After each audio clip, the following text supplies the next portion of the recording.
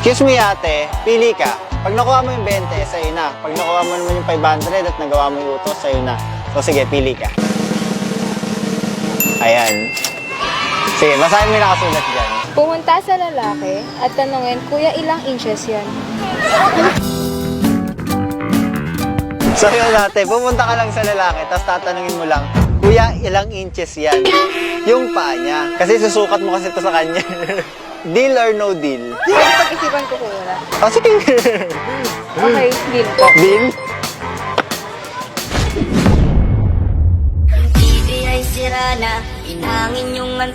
Hello po.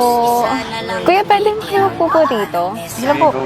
Ako pala si Nicole. Nandito kasi ako ngayon kasi nalulungkot ako. Kasi yung cat ko, namatay siya. Parang, syempre, masakit yun sa akin kasi nga ako yung nag-alaga sa kanya simula baby pa lang siya. Kaya kasi ako nag-iikot-ikot dito. Kasi gusto ko lang, parang makita ng mahaba.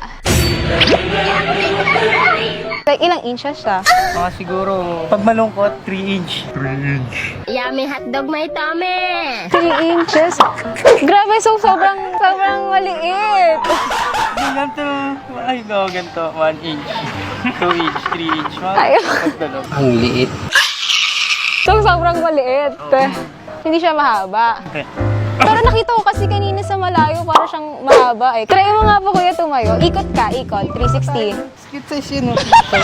Okay na. Ano kuya, like, yung totoo, ilang inches ba talaga siya? Maliit kasi tulog. Try mo nga ulit kuya tumayo, tapos kaldag ka. Tignan mo lang. Kaldag ako makita.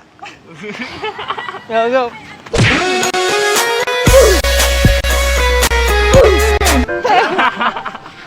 Pero wait lang, ano ba iniisip mo? Ano iniisip mo kung ano ba yung mahaba? Kung ilang inches ba siya? Ano pa bang iniisip ko? Hindi ano ko. Yung ano? Yung ano, basta ano siya. Kaya ka tinatanong, kasi gusto ko siyang ipasukat sa'yo. Ilang inches ba yung paa mo?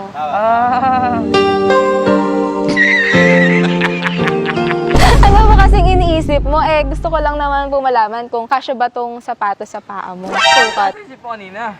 Wala utak ko kasi Tasukat natin. Ilang inches ba yung paa mo? Mga siguro, 9. Pero sabi mo kanina, 3. 2 inch, 3 inch. Hindi siya kasya. Sayang naman. Maghahanap na lang ulit ako ng iba. Ibigis ko sana, uwi ako nakasapatos. Yeah. Bye-bye!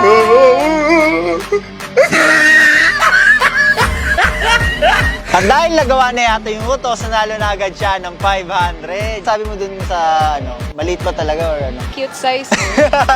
So yun, kung gusto nyo rin mag-request ng gusto nyo pa ipagawa, i-comment nyo lang siya sa comment section. Babasahin namin yan. Thank you, te!